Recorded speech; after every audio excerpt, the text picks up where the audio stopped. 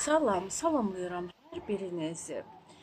Balkon bağçamdan, göyərtilərimlə birlikdə sizi salamlayıram. Bugün mən sizə nəyi göstərmək istəyirəm? Bugün mən sizə göstərmək istəyirəm ki, mənim göyərtilərim, bitkilərim cücü olmuşdu. Çünki bu sezon may ayında ağaclar həmişə hər il mən buna fikir vermişəm. Ağaclardan ki o uçan ağ pambıqlar ki başlayır uçmağa, pambıq kimilər, çinar ağacı, səhv eləmirəmsə çinar ağacı, bəlkə başqa adı var, bilmirəm, bilənlər varsa desin. Ondan başlayanda ki uçmağa, başlayırlar bitkilərdə böcəklənmə, cücülənmə yaranmağa. Bilmirəm, sırf fəslinlə əlaqəlidir, onunla əlaqəlidir, amma hər il bu belə olur. Və mənim də göyərtilərim baxmışdım ki, cücülənib, balaca böcəklənib.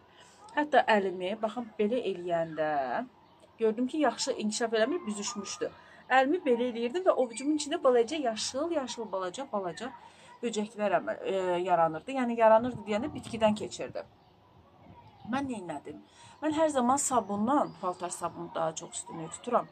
72%-dir. Sabunla və çay sodası ilə yuyuram bitkilərimi. Yenə də ondan yuyacağam. Ancaq fikirləşdim ki, bunun torpağında da böcək yumurtası, qurt yumurtası qalmış ola bilər.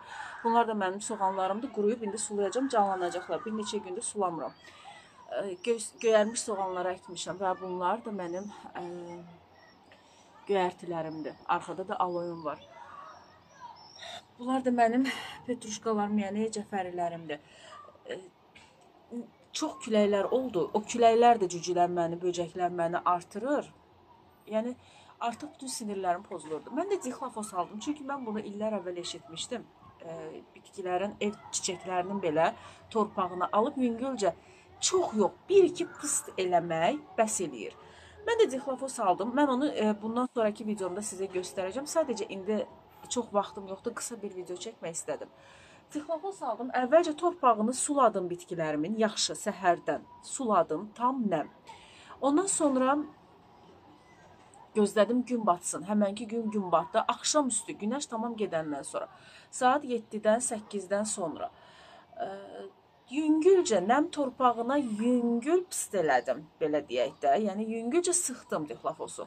Dixlafos nədir? Türk dilində böcək ilacı, sinek ilacı deyirlər, həşərə ilacı üstündə də var. Hətta aldığım Türkiyənindir. Göstərəcəm onu da sizə. Və yüngülcə üstlərindən, çünki havadadır deyə, hətta spatifilumumun belə torpağını elədim ki, çünki balaca böcək, cücü kimi uçan bir şey var idi. Düşünə bilərsiniz ki, onu mən də düşündüm. Zəhərləyə bilər. Çünki havada da fikirləşdim ki, onsuz da uçub gedəcək və mən bunu üst-üstə 1-2 dəfə, ondan sonra yumamışam, sulamamışam. Çünki ondan sonra 2-3 gün bundan əvvəl elədim mən bunu. Sonra da o möhtəşəm küləklər başladı və mən onları küləkdə sulaya bilmədim. Ona görə də indi baxıram ki, heç birində artıq o böcəklər yoxdur və əlimi də belə rahat vura bilirəm və əlimdə də görürsünüz, heç nə yoxdur. Hətta ölüb qalmış belə böcəkləri görə bilmirəm. Çünki böyük ehtimal ölüb, sonra külək onları aparıblar. Amma zəhərlənmə ola bilərmi? Çox eləsəydim ola bilərdi. Mən sizə hələ ki bunu məsləhət görmürəm. Ev bitkilərinizə eləyə bilərsiniz. Ev çiçəklərinizə, otaq bitkilərinizə eləyə bilərsiniz. Həyətdə dekorativ bitkilərinizə. Amma mənim kimi göyərtilərə hələ ki eləməyin. Mən bunu özüm sınaqdan keçirmək üçün eləmişəm. Və mən bunun üstündən indi İlk dəfə sulayacağım, təmiz su ilə tamam sulayacağım və bitkilərimin üstündən sulayacağım ki, canında da qalmasın. Amma üstünə çox eləmədim, havadan belə yüngülcə gəzdirdim. Qoxusuz dixlavosuydu. Və bir neçə dəfə sonra sulayacağım və bir dəfə də sabunlu və çayını sodalı su ilə yuyacağım. Çayını soda bir tərəfdən yaxşıdır, həm böcəkləri öldürür, həm də torpaqdakı göbələk xəstəliyini məhv edir. Ancaq çayını sodanı çox eləsəz, bitkinizi də öldürə bilər. Düzdür, göyərtiləri çox öldürmür. Ancaq biraz həssas bitki olsa, yəni onları da öldürə bilər, quruda bilər, yandıra bilər. Ona görə mən bir dəfə ondan elədim. Üstündən bir neçə gün boyunca bugün sadə su ilə sulayacağım. Üstündən haradasa 2-3 gün sonra sabunlu su ilə 2 dəfə, 3 dəfə demək olar bir gündən bir pıs-pıs eləyib yuyacağım. Dalbadal da eləyə bilmərəm onu hər gün, çünki yanarlar. Bir dəfə eləyəcəm, üstündən 2-3 gün keçəndən sonra bir dəfə də eləyəcəm. O aralarda adi bir su ilə sulayacağım. Ki, yəni torpağından da getsin, özündən də getsin. Onsuz da satılan göyərtilərin, bitkilərin hamısına dərman vururlar. Amma dixlafos vururlar mı bilmirəm. Yəni torpağındakı böcək yumurtalarının ölməsi üçün mən bunu elədim. Mən bunu elədiyimi canlıda çəkib sizə də göstərəcəm necə eləmişəm.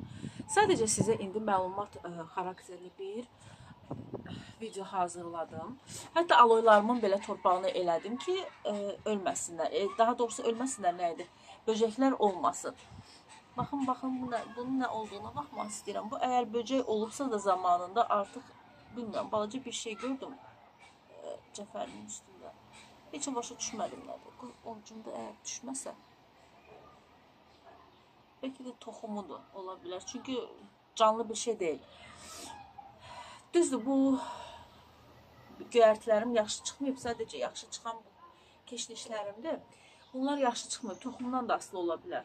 İndi onu da deyim, ay balacalaşmağa gedir. Ay balacalaşmağa gedən zaman mən bitki əkməməyə çalışıram. Çünki bitkilərim də zəif çıxa bilər. Ona görə, baxın, bu ağacım da quruduğuna görə onun dibində, quruyub əslində kökü qurumayıb, balaca pöhrələri var. Bilmədim, çox külək əsdi, özünüz də bilirsiniz, külək çox qurutdu. Artıq mən bu küləyin əlindən bilmirəm nə eləyim. Mən də məcbur balkondadır, başqa yerə apara bilmirəm. Ona görə petruşka toxumu sətmişəm. İndi ağacım canlananda onu sizə göstərəcəm. Əgər canlansa, inşallah ki canlanar. O limon ağacı idi və çox üzüldüm onun da o hala düşməyinə. İndi mən bunları sulayacağım. Sulayacağım, daha da canlanacaqlar. Hətta bax, tərtəmizdir. Yəni heç bir böcəyi yoxdur. Tərtəmizdirlər. Baxın, olsa əlimə çıxar. İstər-istəməz o böcəkli bitkiyə əlinizi vurun. Əliniz həm böcəklər, balaca yaşıl böcəklər olacaq, həm də əliniz şirə kimi olacaq. Baxın, tərtəmizdirlər. Ancaq mən bunu özüm zamanla bir neçə dəfə təmiz suyla sulayıb, sonra bir dəfə də sabunlu suyla, sabunlu çay sodası olan su ilə yuyacam. Çünki çay sodası özü də bitkini bütün xəstəlikdən və bakteriyadan qoruduğu üçün. Onunla da sonra yuyacam. Sonra sizə məsləhət görə bilərəm. Göyərtilərinizə hələ vurmağınızı məsləhət görmürəm.